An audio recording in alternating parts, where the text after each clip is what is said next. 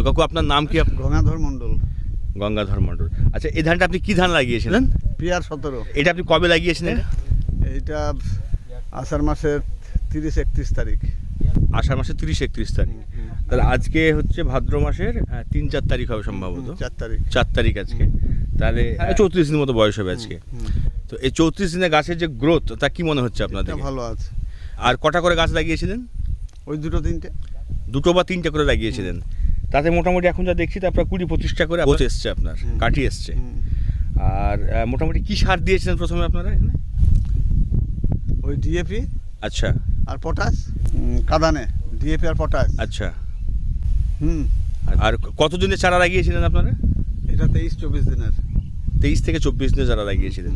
তাতে মোটামুটি আজকে যে 34 দিনের যে ধান বা 35 দিনের যে ধান আপনি দেখছেন, তাতে কি আপনি সন্তুষ্ট? অবশ্যই। গাছের গ্রোথ ঠিক আছে বলছেন আপনি? গ্রোথ ঠিক আছে। ঠিক আছে কাকা, ধন্যবাদ।